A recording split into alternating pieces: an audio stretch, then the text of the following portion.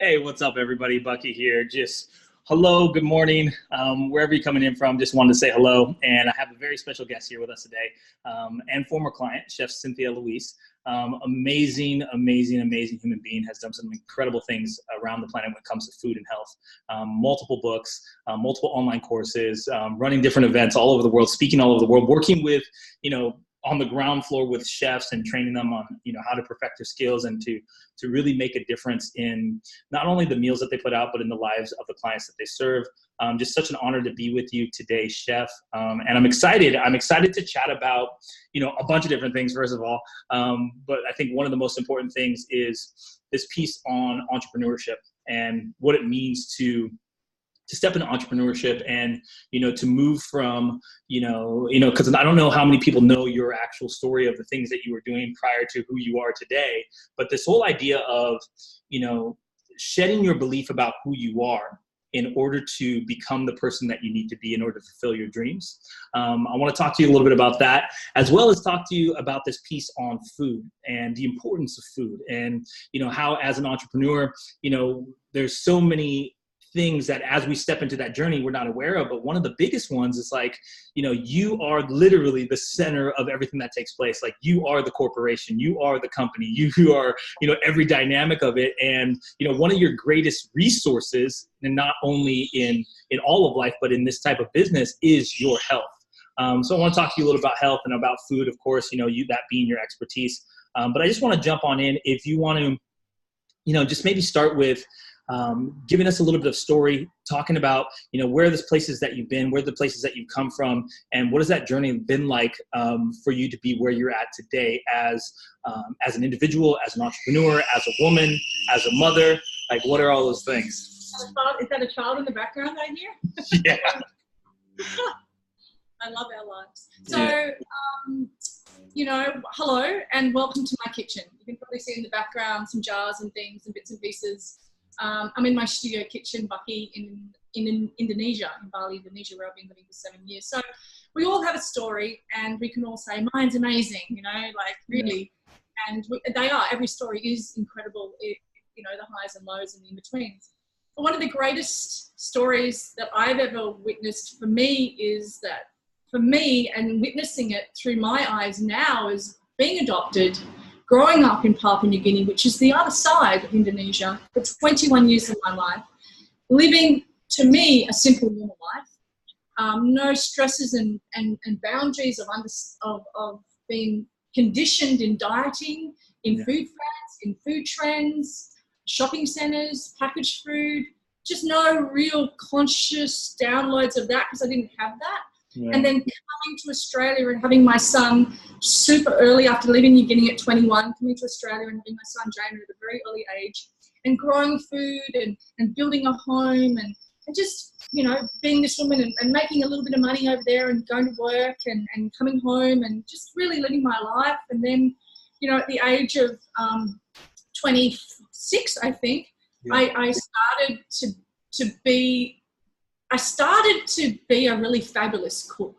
Yeah. And people were really saying, oh, you know what, we're going to Cynthia's house, she's having a dinner party, can't wait, oh my God, it's amazing, it's going to be on the floor this time, it'll be in a tent, it'll be on the roof, it'll be sitting on the table at the dining room or whatever it might be. And I just managed to be able to make food. It just came very naturally for me.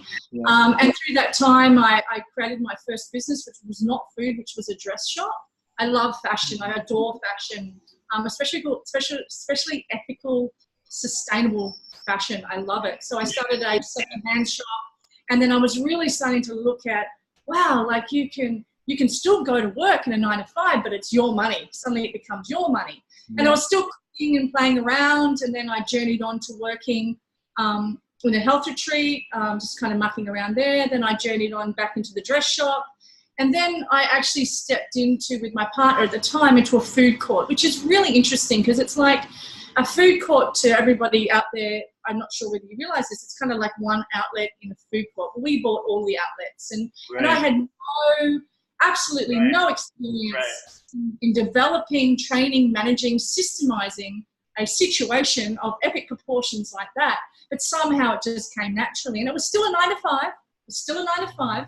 But it was done very graciously and differently I had the staff in mind, the staff's health in mind, really not knowing why. So that happened. And then I had my own fish and chip store, which became quite famous in Tasmania. And then it became very cold and windy in Tasmania, where people don't go to the beach and eat fish and chips. So I was not making any money. And I had to make a decision. And basically I had the dress shops. It financed my lifestyle. I sold those. I went into the food court.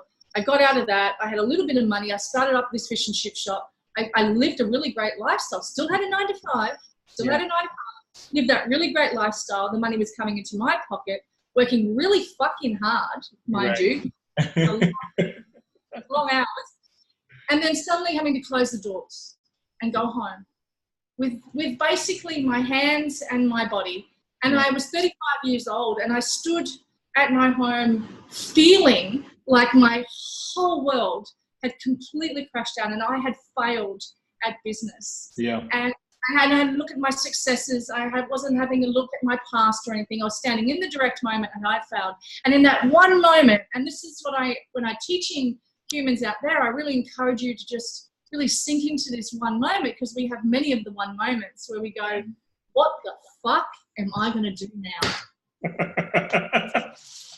I have a child. I have a home. I have no job. I have no businesses that I know how to make money in. What am I going to do? Yeah. So I stood very clearly in front of that person and I asked the question, what do I love to do most of all? And really, that is to eat. I really do.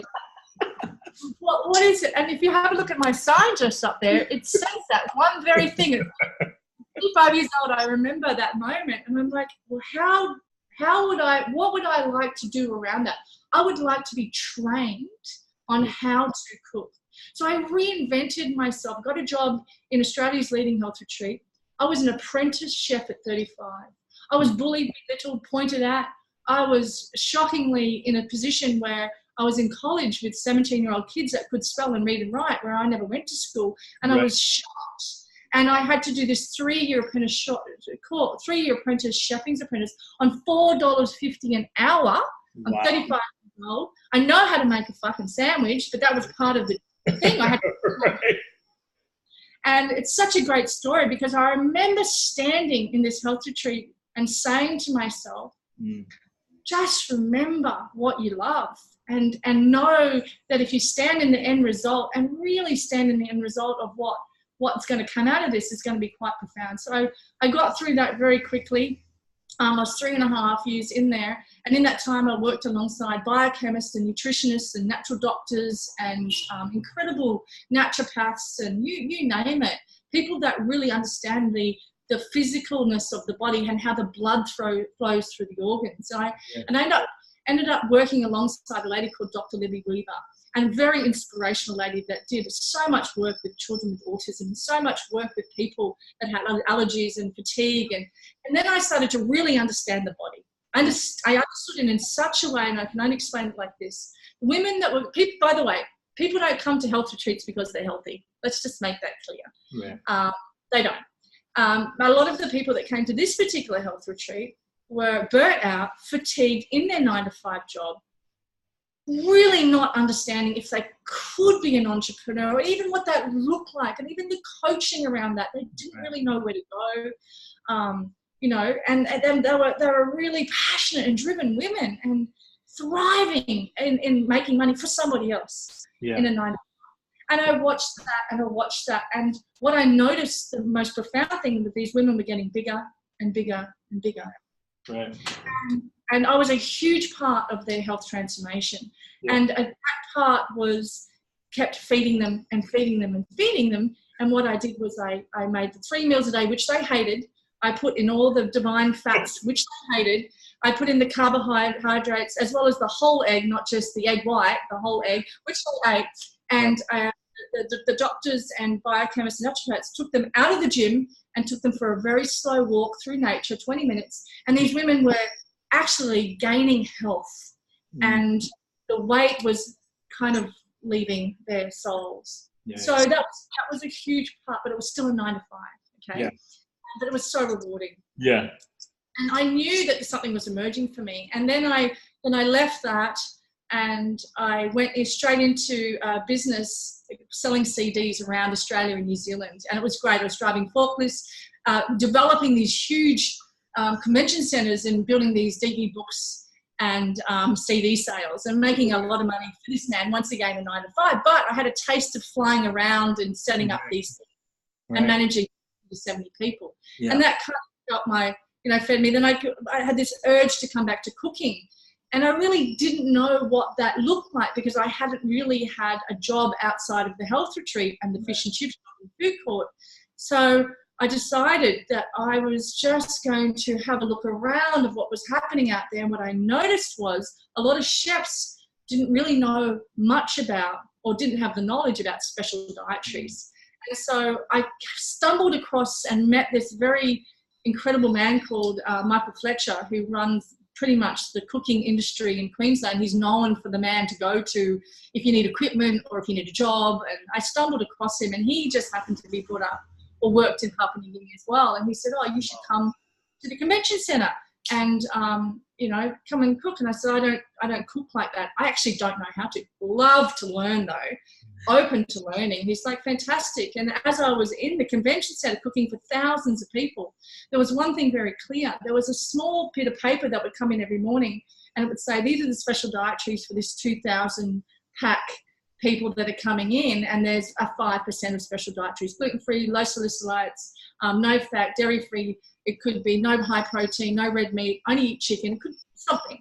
So I started to train in that area and show the chefs on what to do. And I decided to become well known in that area. And then from there, a friend of mine said, "Would you just please open a restaurant and feed us? And please just do that. And we have a space and we'd love you to come in." And I'm like, really another 9 to 5 kind of thing. And they said, no, please. So I did. I went in and I cooked one day a week for my mates in this restaurant, pop-up restaurant, which then became not a pop-up restaurant, and then it became a full-fledged plant-based restaurant, which I sold no alcohol, no caffeine, no animal protein, no dairy, and nothing out of a can. And I opened for 3 hours a day, because my health was vital for me and for the people I was working with. And in that time, I started to be known as this person that opened her doors for 3 hours a day and stopped cooking at 8 o'clock. And if you wanted a recipe, I'd write it on the wall and give it to you. And if there was nowhere to sit, you'd sit in the kitchen. So I started to become, known as this human that just, I'm just going to put some air conditioning on here, this human that was just really passionate. And from there, life-changing documentaries were in Australia. And I just remember, I'm still working a 9 to 5. Right. And or what seems like a 9 to 5 for you. Yeah. I'm still very passionate, really not knowing what it would be like to, do something out of the square. And time went on, and life-changing documentaries got a hold of me, and I became a panel of experts in their documentaries that they bought in Australia. There was a panel reviewing the documentary in front of at least between 5 to 1,000 to 1,500 people at a time, and it was once a month. Yeah. And that's what happened. Yeah. And then from there, Dr. Libby Weaver found me again and said, "I'd love to write a cookbook with you." And then I became out of the kitchen and into a studio, creating my first cookbook. Yeah. And that was strange, because I got up every morning at 9 to go to work again, but really I didn't really have to dress like this. And I really didn't have to really show up for anybody. I suddenly had to show up for myself. Yeah. And the best version of me, to produce one of, a best-selling cookbook. Right. So that's a very different character I had to kind of embody and to look at, because we work in these jobs and we work so passionately, whether they're a 9 to 5 or not. It's just, and then all of a sudden we've got this experience that's completely different, but it's kind of the same, right? But it's kind of not.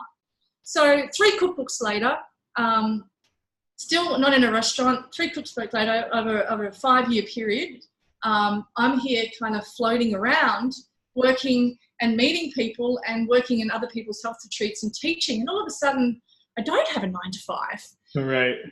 But I'm still not the best version of what I could possibly be, because I never would know what that would look like, because I was really too scared to ask what that would look like. So floating around in health retreats, teaching in health retreats here in Indonesia and in Australia, of optimal health, and being on stage alongside a beautiful man called Tyler Tolman throughout the last actual 9 years we've been together, which is kind of awesome, right? Yeah. So that's kind of my story. And I sit here today in front of you in my studio where I film for myself online cooking classes, as well as my contract with FMTV. And I speak in the Entrepreneurs Institute, and I speak for and in front of people that are making a lot of fucking money, that are really losing and not gaining their health. Yeah. And I train chefs here in Indonesia, Bali, as well as in Australia. And I also facilitate anybody's creativity in the kitchen through my why, which is how do I want to be taught to be the best version of me. And for me, if I sat in the classroom, it's so hard for me to be taught. You've coached me, you know what it's like. There's a So where I am today is building cafes globally for a company called Genius Cafe, and my own brand as well, and partnering up with different entrepreneurs around the world while not having a 9-to-5. Right. It's it's an amazing story. And I think so many people have this interpretation about what they think entrepreneurship is and what they think the journey of success is. And also it's like that cliche of that drawing that you see, that's a squiggly line that goes to success. But, you know, the unfoldment of who we are, you know, exactly. the trusting of ourselves, the trusting of our intuition, doing what's in front of us to do, even if it's hard, or even if it seems like we're moving in the wrong direction. But the unfoldment, you know, it's there was a quote that, you know, Steve Jobs, he'd always talk about, you can always trace the steps going backwards, but never forward, right? So as you reflect on your life and you tell your story and you say, hey, these are all the things that added up, you know, you can't do that moving forward necessarily. But what you have is you have faith. You have faith and you have intuition to be able to go into my gut, to come to my heart and make a decision about how I move forward in this thing. And what's amazing in, you know, every successful entrepreneur's life is that there is this journey of unfoldment. There's this journey of unfoldment of this happened and this happened, and I would have never expected it. And then I was in this, and I was just showing up as my best. And one of the things that I really love about you, Chef, is, you know, and it really, for me, it's accentuated in your character, but also in that story when you talk about, hey, you know what? If you want the recipe, I'll write it on the board, and there's nowhere to sit, you can sit in the kitchen. That humanness of who you are, that says, you know what, like, this is who I am. This is who I am. I see you. Like, I accept you. Like, tell me about that, and tell me how that's been a driving force for you and the things that you've done. It's interesting you brought that up. I was just told yesterday that I give too much. I share way too much freely. And you won't ever make the money that you want to make because you just give it away. It's very interesting. And you taught me when you were coaching me is, I think it was leaders give, givers get, and together we're better. And to Buckminster Fuller, you introduced me to him and the understanding of human being. And even if I didn't even have that, I still am like that. I don't know. You don't really own a chocolate cake, do you? Like, really? I mean, what is it? Are we thriving constantly to be unique? No, we are unique anyway. There's only ever one of me. Do I have to be a better uniqueness? No, I disagree. I believe that when I make the chocolate cake, and my belief system and my overall soul has your health in mind. That's it. It has your optimal organs in mind, or 78 of them. It's an orchestration of intelligence. So when I'm putting the ingredients together to make the cake, it's about you and what it's going to do and how the blood's going to flow through the organs and how you're going to actually, that cake's going to go off into the abyss of this beautiful body and put everything where it needs to go. So when I'm sharing and giving a recipe freely, like you said before, right.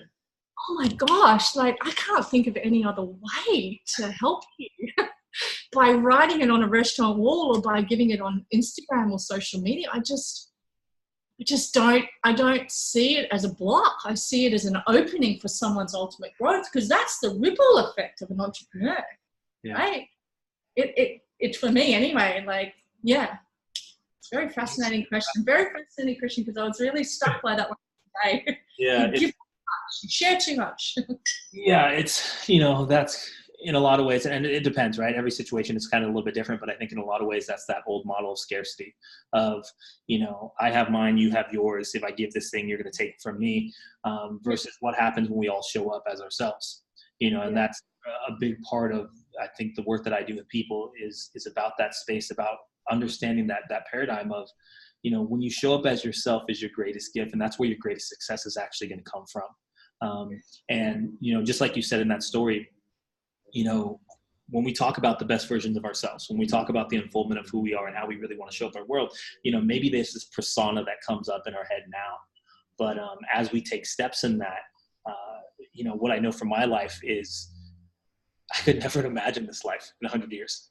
If you would have asked me 5 years ago if I would have been here where I am today, I would tell you no way. If you would have asked me 10 years ago if I would have taken the steps that I've taken over the last 10 years, I would have said no way. Maybe some of them, yes, but the unfoldment of who I am and where my business is, where my personal life is, all these things, I would never have told you that this is where I'd be today, 10 years ago, even 5 years ago. And, I think what we have in life is we have an opportunity to serve, right? Especially as people who are excited about the things that we're excited about. We have an opportunity to serve, right? And what is fulfillment other than serving through your greatest gifts and your greatest passions? Look, what is the essence of an entrepreneur? They're serving. Yeah. Of course we're going to make money. Yeah, totally. That is not disrespected or even thought of in a negative way. Absolutely, that's a given. Yeah. It's leaders give, givers get. Yeah. Leaders give is get, and there's this motion, but the essence of giving is, do you truly believe in your product, and do you truly really enjoy making the product? Yeah, that to me is a well-rounded entrepreneur. For me anyway, that's my feeling of it. You really love sharing that chocolate cake. I can tell you about this chocolate cake recipe that has made through the homes of families with autistic children because there's no dairy in it. Like, come on, how can that be looked at as too much? Right. Right. It's so interesting how we show up and how we forget who we are. And that's one of the greatest things you have actually, I'm going to say the word developed, sure, because it was in there, but you developed that for me to come out, and I'm grateful for that, because you have no idea internally how I was, and it's so interesting because when we're coached and not just coached, coach is such a diverse kind of word, but when we're loved in our passion and guided and facilitated in growth that we really don't know exists, something emerges from us. And that chocolate cake is one of them, and it is in cafes around Australia. It is sold in a bulk food store and wrapped up in packages as a product. That's my creation. Yeah, I'm proud. I haven't got 1 cent of money from that, but it's rippled my ripple effect as someone that's an influencer in someone's body, and I've made money from that. Right. That to me is just gorgeous. Yeah. It takes a different type of thinking, right? It takes a new type of thinking, and that piece on, giving and receiving. One of the things that I've posted a lot recently about, not a lot, a few times, is this giving and receiving being the same act. And as we give, so too do we get simultaneously. And the ripple effect, our legacy, the universe, God, whatever you want to call it, it's a very interesting thing. It's a very interesting thing. And, I'm not suggesting that I know a lot of the rules or even any of them, but one of the things that comes up for me a lot is the more that I give, the more that I get. And the more that I serve, the more that I get taken care of. And the more that I show up in my passion and do the things that I love into contributing with the others. And when I see that in the pattern in other people, it's the same thing. The more that you give, the more value that you provide, the more that you're taken care of. And obviously there's all kinds of structuring and positioning. It doesn't mean just but when you're giving at a very high level, you're also receiving at a very high level. So I think as an entrepreneur, especially when you're first getting started, that can be, it can be a difficult thing to understand. It can be a difficult thing to understand. I talk at the Entrepreneurs Institute in front of, you know, small groups, 6, 7, sometimes 10 people, 15 people, beautiful people from different countries around the world that come here and do an accelerated entrepreneur, you know, investment in themselves. And one of the things that I watch is this style of giving, and it's like, oh, if I get on my social media here, Right. and if I plug and play at 1 o'clock, 2 o'clock, 3 o'clock, and I do this post, okay, great, people will recognize me. And then I'll go on my Facebook, and then I'll do this. And I'll make sure I have a live booked in. Then their souls are completely detached from the ultimate thing that they're doing. So I question that. I say, you know, so tell me exactly how it feels when you do that. It's hard work. Tell me how it feels to pick up your iPhone at lunch and do your regulated post. It's really hard. It's really hard on me, actually. Right. There's the disconnect. And there's the body going into an overdrive of adrenals, which really stuffs up our digestion. And then I get them, then I allow them to speak to me about how they see themselves. And then I show them how to stand there in the end result, which I've been coached in, to stand in the end result of your existence. And how is it possible to still give and build your business from that 9 to 5 that you used to have, and suddenly, because they have the rules. Being an entrepreneur, there's a rule book out there. Right. And I don't, but I've seen it, and it's like you felt it. The moon doesn't go up every night going, I'm going to do this. It just goes up. Right. It comes down. It just we must. And Anthony Robbins talks about this. Oprah talks about this. The great talk about this. We must be able to flow within what we're doing and allow it to come out in such a way, knowing that we're great. We're great. Yeah. And that's a good day. That's such a big piece for people to get, is the greatness in who they are. And the ability to hold on to that and say, you know what, I'm going to do whatever it takes to defend this thing, to honor this thing, to really embrace this thing. Because that's the life that is worth living, you know, in my is to sit in front of you, Bucky, and you know me, you've coached me as a client, right? It's taken me years to go and sit there. I am great, Bucky. I am so good at what I do. Right. I'm exceptional at it, and I cannot wait to actually learn more. You know, I could never have said that, and nor could I have even priced myself out on a money value scale as an entrepreneur ever.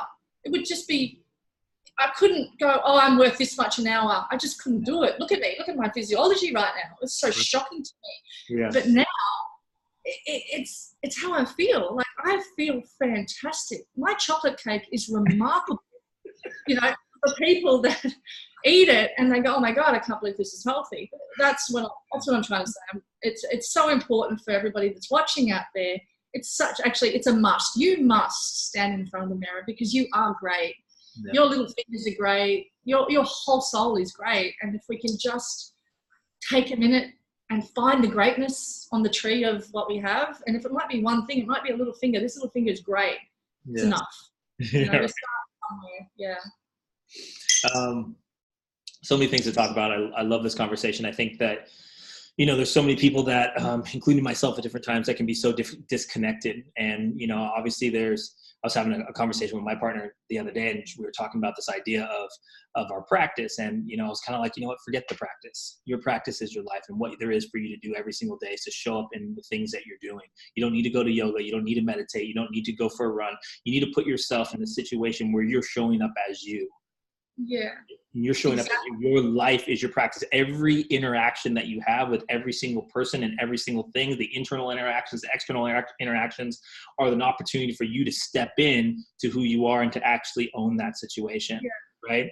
And, you know, one of the things that you're talking about within the switch on is like this awareness into who we are, this awareness into where we hide and what shows up for us in these moments, whether it's in business or relationship.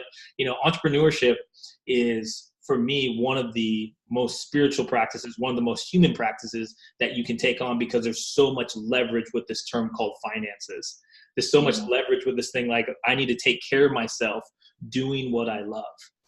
It's that type of leverage that gets you and myself and people like us to a place, and anybody to a place where they're able to say, hey, you know what? I've been able to go through the journey. I've been able to go through the pitfalls and make the discoveries, and I did the hard stuff. And now I'm living in my truth. I'm living in my truth and I'm sharing from that space. Totally. Somebody asked me the other day, what's your praxis? Yeah. And what's your spirituality? I said, my spiritual goal is to be present. I've spent my whole life doing the yoga, doing the things, and I right now is the greatest moment of my life. Like, it is such a rewarding, it's almost like I'm let off the hook, because as entrepreneurs, we're told to do it this, or we're asked to do it this way, or that's all we know, actually, and that's what he's doing over there. So if I do that, they're just, with me, I'm only going to talk me, I just wasn't present. And as I've learned, you know, I was just saying to Scott, my partner before, he goes, what does your day look like? And I'm like, I have no idea, but I know it's going to be a good day. It's going to be the greatest day of my life. And he just looked to me and said, oh, that's good, babe. Don't forget you've got da-da-da-da-da-da-da and da-da-da-da.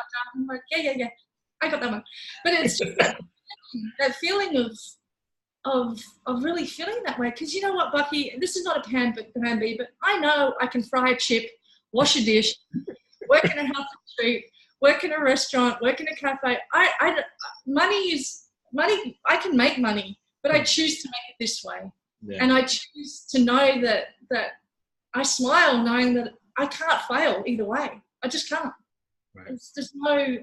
There's no way I can fail. How could I possibly fail? What I do is really great. And I encourage entrepreneurs out there, or people that are watching that are really interested in stepping into either some coaching or even something different out of their 9 to 5, just to see if there's that one little great thing inside of them that can be facilitated in such a way, something extraordinary happens to you. And it's not just the freedom lifestyle, it's more than that. It's a smile on my face that's really kind of hard to get rid of, actually, because it's knowing that I can fry a chip and wash a dish, and I can wash dishes and clean floors, but I also know I can do this and this and this. So I have this really beautiful dance in what I love to do. You know, it's very interesting. And in the beginning, it does feel like a pursuit. It does feel like you have, you know, so many layers of expectation and of who I should be and the things that I should be doing and what's right and what's wrong. And, you know, am I good enough? And it's so competitive and there's so many other people that are better than me. And like you go into that whole comparison thing, you know, and it looks like that. Everything looks like that from the sideline. Right. Yeah, and in the wellness industry, the industry that I'm in, which I state very clearly, I am not in the wellness industry. I'm in the prevention industry. Very different industry. And what I say to myself and to my brand and to all the people around me telling me I don't value myself enough or I give away too much as an entrepreneur, I say to them very clearly, health is not for the elite in my soul. It's just not. I choose to show up to the humble gardener down the road, to the high businessman that is so high in creating businesses around the world. It's the same. It is exactly the same. And there's such a beautiful balance there. And when we know what we contribute to ourselves and then to the world, we become very clear on our pricing. And people don't need to interfere in that going, oh, you need to value yourself more. No.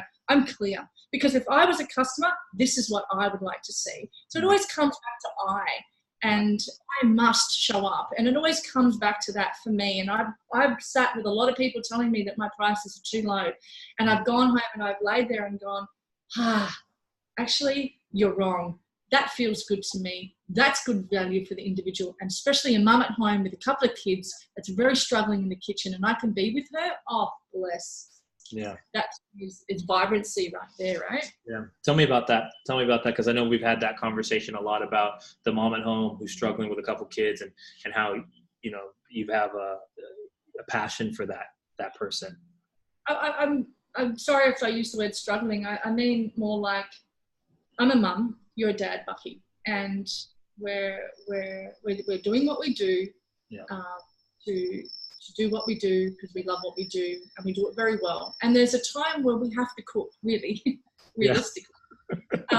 Making a packet of noodle soup from a packet, 2-minute noodle, or it's making a beautiful, you know, roast dinner or whatever it might be. So I really, when I'm showing up to a mum at home and she's got a couple of kids who don't like vegetables, and she's at a loss, and she's working at what she's doing, and she's loving what she's doing, whether it's a 9 to 5 or not, it's irrelevant. She's loving what she's doing, but when she gets home, she is struggling to actually make 3 different types of meals, because that kid doesn't like that, and he doesn't like that, and she won't eat that, and she's struggling. So I come in and I sit with her and go, what is the ultimate desire that you would love to do? And she goes, I want my kids to eat ice cream. I want my kids to eat pasta. I want my kids to be able to have chocolate cake. I want my kids, and I don't have time to do it, and I want my kids to be able to have 2-minute noodles. And I show her a way that eases her pain without being in the wellness industry, but showing her the internal organs within. And it's a beautiful thing. So I say, let's have the 2-minute noodles. Let's have them like this. Let me show you how. We buy a good quality wheat, number one. We open the packet. We put away the little satchel that's in there. Still a good quality satchel. It's not an MSG one. And then we cook it like this. And I show her, and she goes, oh my God. And I'm like, here's one. Now let's look at that cake that you want to make, because you don't want to be making cakes every week. You want to be able to freeze it. So let's make cakes. And that's how, and then all of a sudden she just goes like this. Oh, wow, I thought it was complicated. So my why is to be taught exactly how I would like to be taught, and to really acknowledge the men and women, the fathers and the mothers and the aunties and the cousins and the grandpas and all the tribe, that everybody has an individual case, but it's all the same. They're all asking the same question: what's for dinner? And it's such a fascinating question, because it's such a fascinating question. It's like we struggle in that question. It's such a profound question: what's for dinner? And I really ease the pain and the confusion out of food and eating, actually, and serve food that slams you in the face with the taste and knocks you out, you know, with the taste of sensation of, I've cooked for you before, you get it, you know. I understand fully.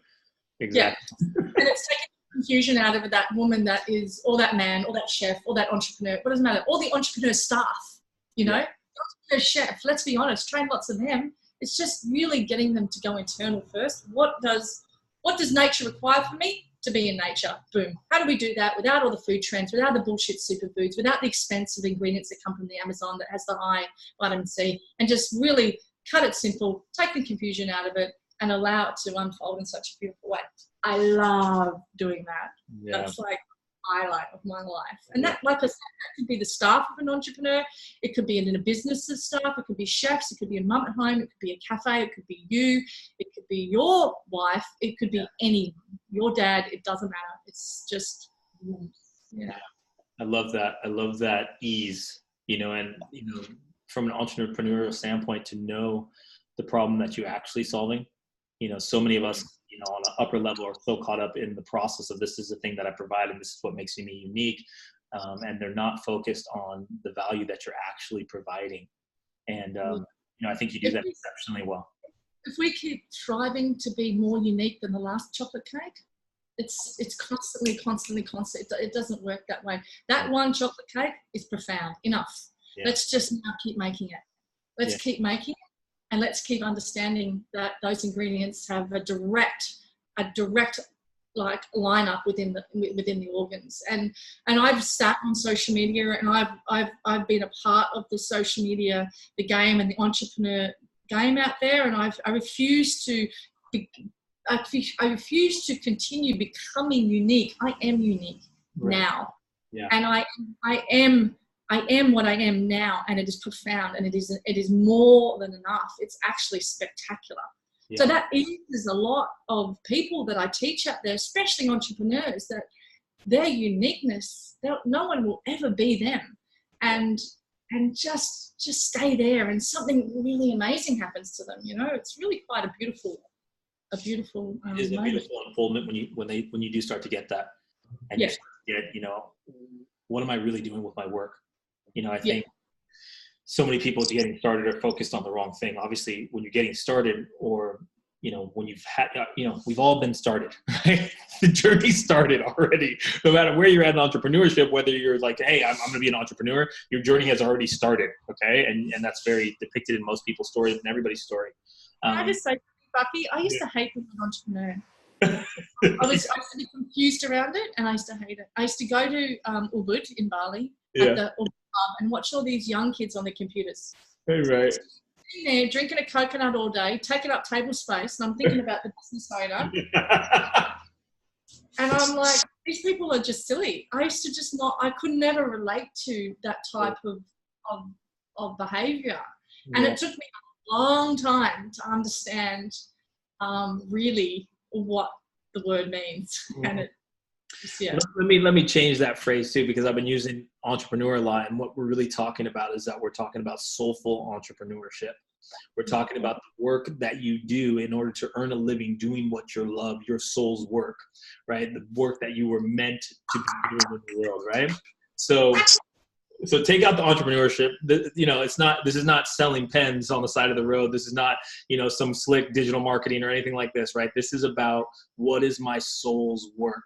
What am I here to do, and how am I here to contribute to other people?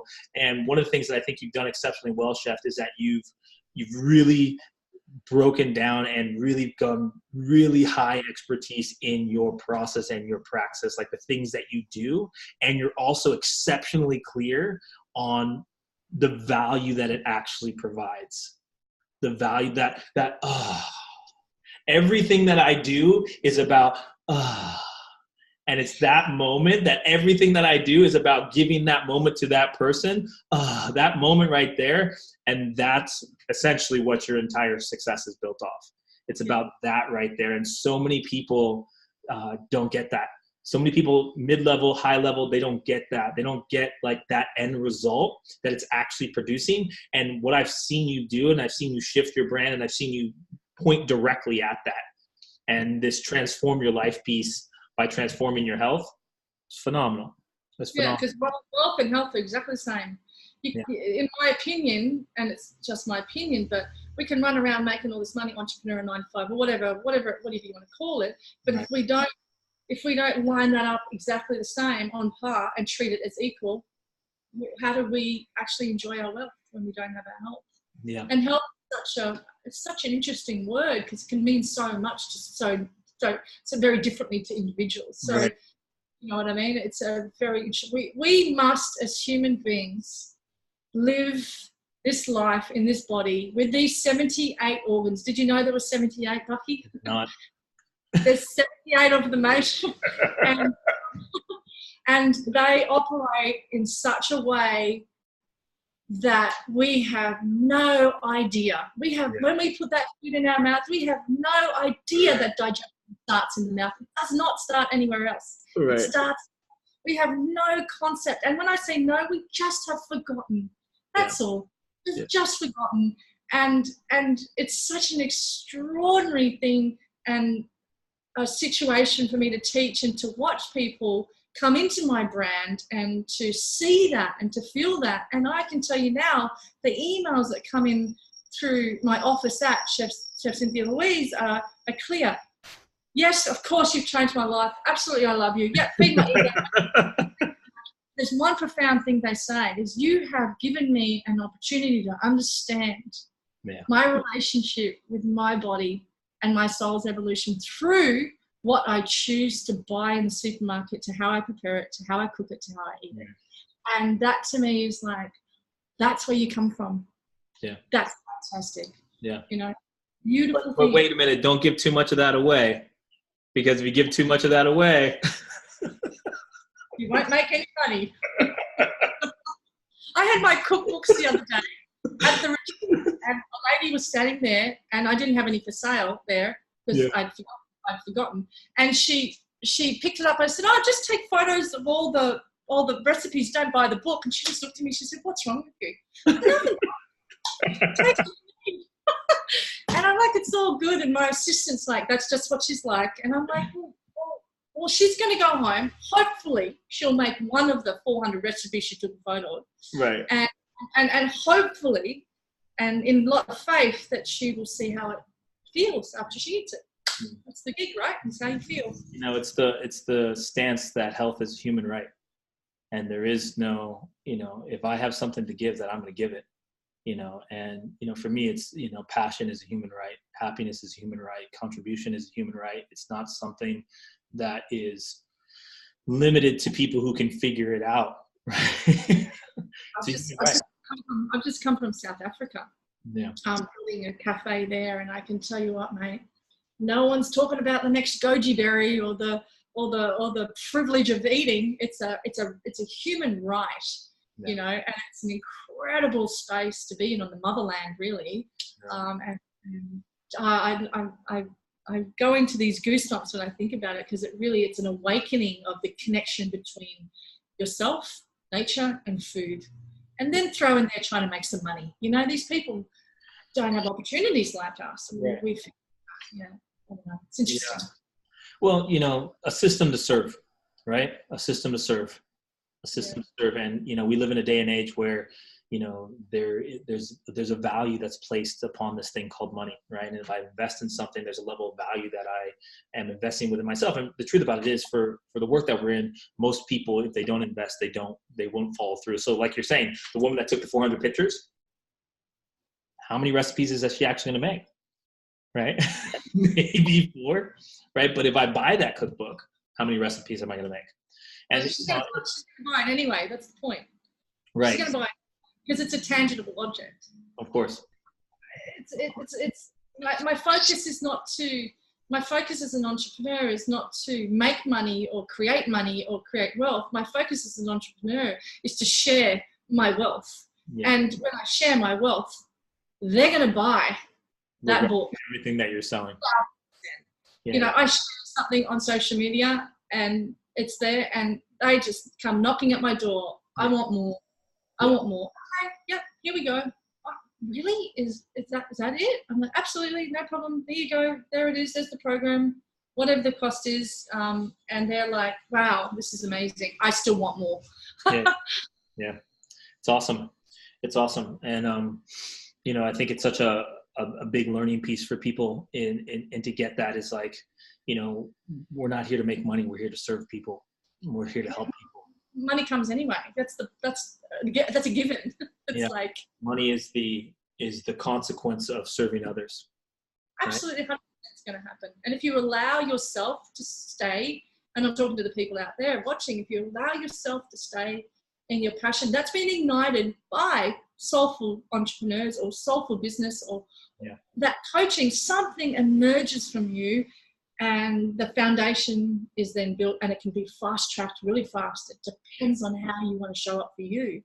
You know, it's one thing I've learned from you, actually. You really, oh man, like, okay, you know, everyone that's watching, you know, I really hated you.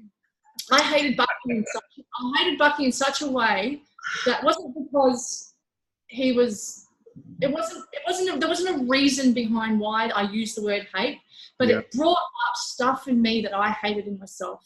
And I couldn't acknowledge that. So I directed that anger at you. And it was so interesting. You could see something in me that I knew I had anyway. Right. Just really wasn't, you know, let it come out.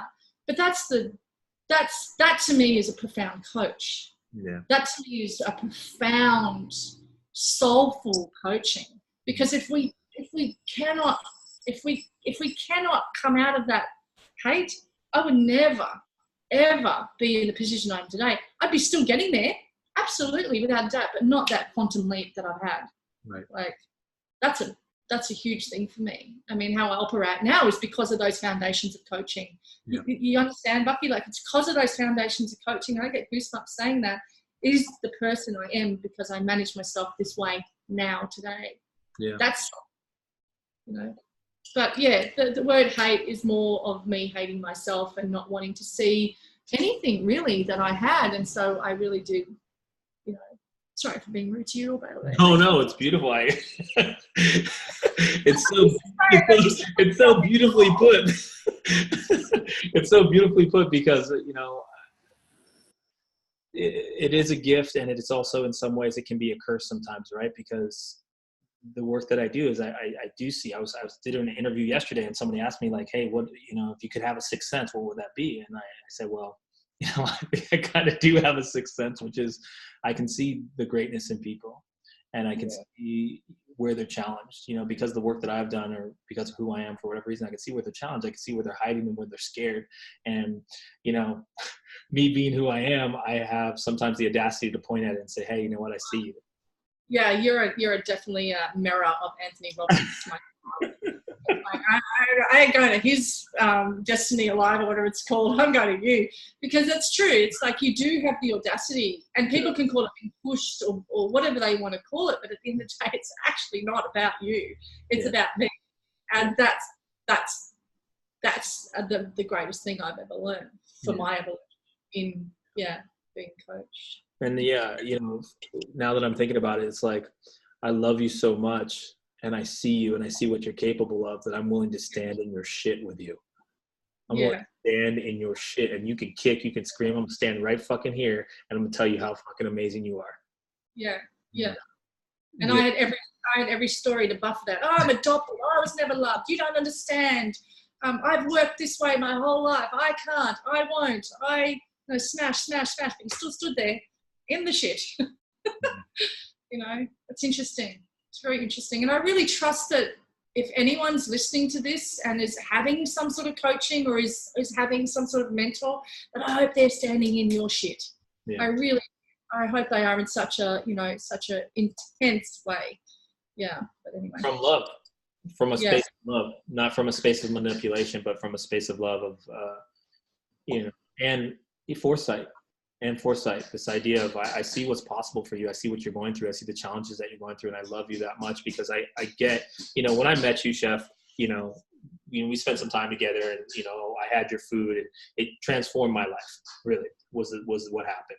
Is that my whole way of thinking about what it meant to be healthy, and the shift, right? I think one of the most powerful things that you can do for anybody in their life is to shift their thinking, and to know that, wait a minute, there's a way for me to still do the things that I want and eat in the ways that I want to eat, but do it in a way that's actually going to serve me, right? Can, serve me going forward, energize me, bring health into my system, to allow me to gain health, allow me to be able to be the person that I am, and to do it in a way that actually makes sense for me. I could still do that. That was the shift for me, right?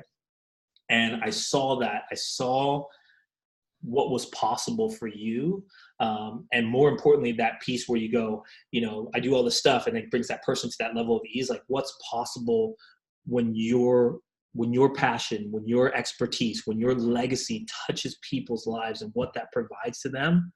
Like, I saw that. And, Thank you.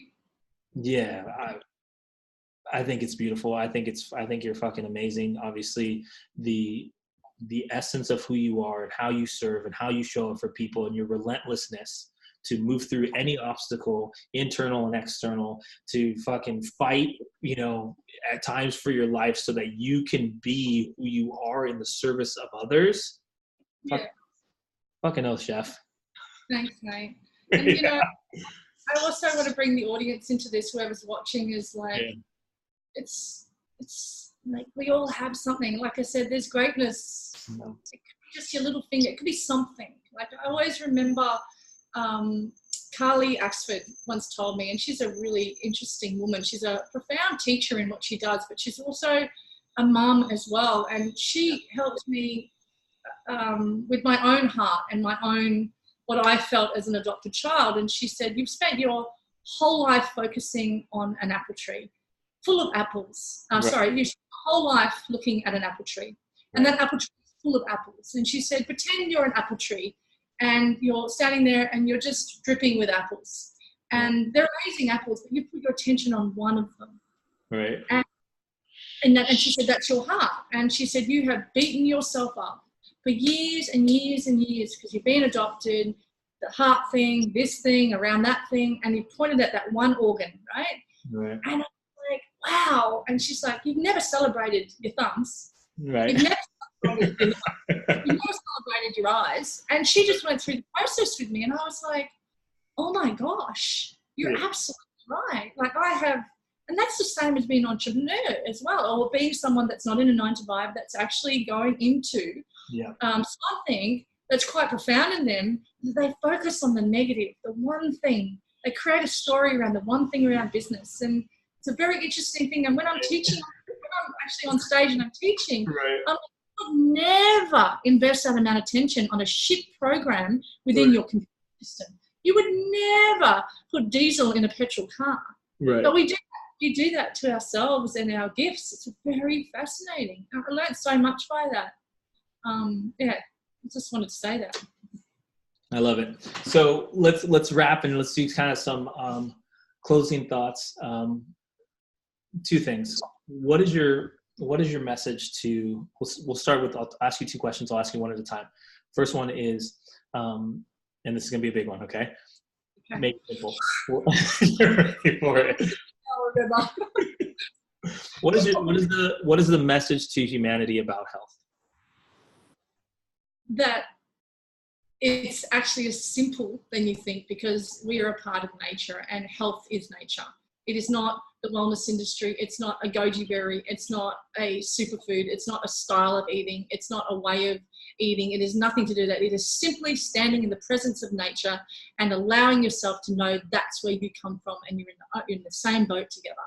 Very simple. And what that means in a nutshell is food from nature, as close to nature intended to be, with low human interference. In other words, the bag of nuts, not the ground up nuts in a Snickers bar. That's a processed food made from man. Man is genius, but we are taking stuff made from God, and God is not man. And so when we stand in nature and we just simply stand there and choose the foods that are in the whole form, and choose the foods that are in ways that, like hot rice or whatever it might be, that it has the ingredients from nature and not all these numbers and stuff that don't actually fit in this body.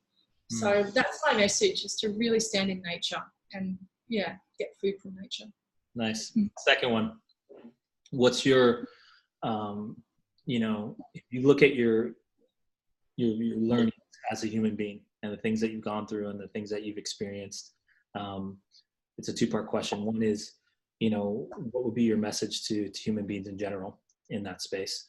And second of all, what would be your wish onto those people or humans in general who are going through a process of self-discovery or entrepreneurship? So the first question, again? What would be the gift that you would share to humanity and say, hey, I understand it's a very godly question, but this idea of, what does it all mean? What does it mean for you? What is it meant for you?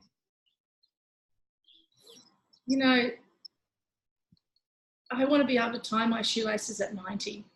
I want to be able to jump on this table at 80. And I believe that it's possible. We've evolved so much as human beings.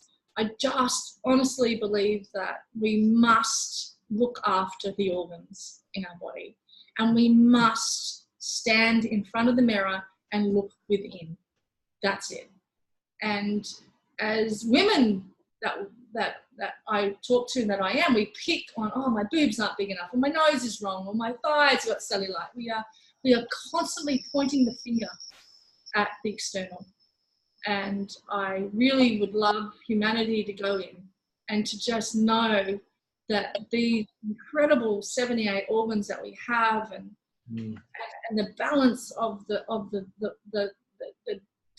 relationship between man and nature is very, very simple. And if we can just stay there, I think the whole world would be incredibly at ease, because it's just so much pain in what we eat. There's so much pain in the choices of food that we're making. And, there's a classic saying, when it's made in a plant, it's not food. When it comes from a plant, it's food. There's these classic sayings from my mentors that study food, and I just want people to, we must as human beings acknowledge that. As we go on, because we're human genius. We've taken grinding wheat with a stone into pushing a blender button. We've operated and we've created food, and it's genius, and it should be not. And it should be put down, and nutritional science shouldn't be put down, and creating a red lolly shouldn't be put down. I'm not about fight. I'm not interested in the food fight. I'm interested in the human being, you know, really understanding where they're from. And that's just nature, simply nature. And that's even in a city or it's even in the bush. It's all nature. It's just boom. So I hope that answers that question. I love this. I think I could literally do this with you all day, like just to have conversations and to bring people into different awareness. Such a beautiful gift that you have. If you're watching this at home, one of the things that I would suggest is that you watch it multiple times and that you listen to these stories, you listen to these lessons, you listen to the distinctions from the lens of your own life. From your own life and the things that you've gone through, the challenges that you've gone through, and you try to find those critical moments that Chef shared in her story about, you know, the difficult times or the interesting times or working a 9-to-5, making $4 an hour, not knowing where it's actually going to end up, but always coming from a space of service. Clearly that has been your highest value always, is how do I really serve people? And I think as soulful entrepreneurs, that is the essence that makes us great. Is that we have a heart for humanity. We have a passion for people, and we give a shit. We give a shit. You give a shit. I'm going to stand up for you because I'm so goddamn in love with you. I'm in love with you, and I'm going to stand up for you. I'm going to do everything that I can in my life so that I can serve you more wholeheartedly. It is that person that, from an external perspective, it can feel like a very strong disconnect. But I think one of the things that comes up in stories like yours is this relentlessness towards the expression of that. And when you stand in that, God, universe, the divine provides or orchestrates the way to unfold that is and actually align with your highest purpose or your highest value. Yeah. And like I said before, I've just come back from South Africa, and, you know, if you could all only be there with me in that space, but it is, and my teaching to the chef, it's more than teaching the chef how to make food for the customer. It's teaching the chef how to fall in love with himself all over again. And it is such a profound thing. And then looking at the kitchen hand or the steward or the scullery area and the gardener and the engineering and the lady washing my clothes, you know, it's and to the management meetings of the guy that owns these huge businesses all the way through. Everyone is exactly the same. Human beings vibrating on a level in nature, very simply. And that's pretty much, I believe, why I've been so successful in my growth, is because I've stood there and I continue to stay there. And if you come to the cafe in Bali, you can really see how it's happened within the culture of the workspace. And one of the things I've noticed with myself is that there's this really beautiful lady. She's an entrepreneur. We think she's about 102 years old.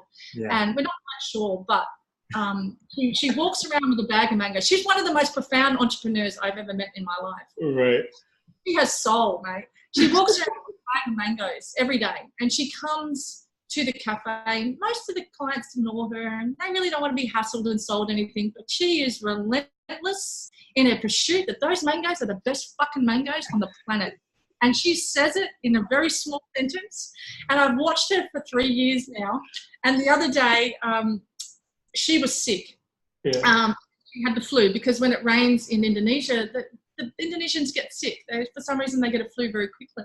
Yeah. And I said to the staff, if she walks in here, anytime you must give her water and you must ask her if she needs something to eat. Yeah. And they said, oh, yes, we know, chef, you've already told us. I said, now I want you to do that. So I want you to put down your pen and paper when you're serving a customer and go and serve her. Yeah. And the whole staff looked at me and said, we can't believe how you are. And I said, I can't believe how that woman is. That's amazing. Like, she's amazing. And she is so passionate about those mangoes. And she's so passionate about those mangosteens or the papaya or the ramatang she sells, and she walks up and down this very long kilometre beach to do that. And that is my idol. That is my mentor, in the fact that she sits there with her old knife and she peels one and she eats fruit all day, and up she goes with this energy. And I'm like, that should be in the entrepreneur manual because she just has this passion for it, right? You know, like, it's amazing. And she's making a lot of money, honey, because she's smart. You know, she's really smart. really, really smart woman. She doesn't tell you how much they are. She just goes, my mangoes are really great. And people go, oh, really? And she cuts a bit. She's like, oh, my God, they're great. And they give her all this money because their product's fabulous and she believes in it. So, yeah, believe in your product. Believe more so in yourself, you know. Yeah. Fascinating. If people want to find out more information about you or follow you, where can they do that? Website, www.worldwideweb, chefcynthialouise.com. Yeah. The World Wide Web. Tell us about your courses. Tell me about your courses. What you got going on? What is the big thing about your courses? What is your... One of the great things that I noticed over the years, and you helped me that as well, Bucky, is that people just can't take me home. You can't take me home. I'm in the studio. I'm a mum. I'm a wife. I'm a best friend to my girlfriends. I'm an avid gardener, and I have this ability to give back as humanly possible every day of my life. So there's no room for me to come to your home right now, Bucky, in Hawaii, or room to go to Julie's house in Africa or John's house in Australia. So I developed in this studio a way to take me home, and it's beautiful. And it makes me smile because it's so gorgeous. I always imagined for me as a chef to be taught this way. So these programs are created, and they're not really programs, I would say. They're a one-off payment. You jump in, you log in, and you go to a cooking class, and it might be a drink, or it might be a juice, or it might be a chocolate cake, or it might be a not sausage roll, or it might be a pizza, or it might be pasta, or it might be chocolate mousse, or it might be ice cream, or it might be whatever it might be that you want to eat or want to learn how to make. And I'm there with you every step of the way. So I filmed these programs, these cooking classes, to allow you to cook like me, with me by your side every step of the way. Yeah. And I believe, and I know, and I know they're profound in the fact that they're helping people cook at least one meal a week. Let's be honest. Right. People aren't cooking anymore, mate. Right. You know, and they've got no time to be sick. So that's my my online product. And then I have working with other people on stage or in their events, coming in as a special speaker. And then I've got training chefs. So yeah. chefcynthialouise.com and have a look what's there. And yeah, there's lots of content on there for free. Awesome, chef. Pleasure. So much love. Love you so much. Yeah, it's good to see you too, and I love you as well. And I'm glad that we've had this time together, really. And I hope anybody that's watching can really step into their power, and if they need help, to really touch into their soul. Yeah, it's really Okay. Till next time, friends, from Bali and Hawaii. We'll see ya.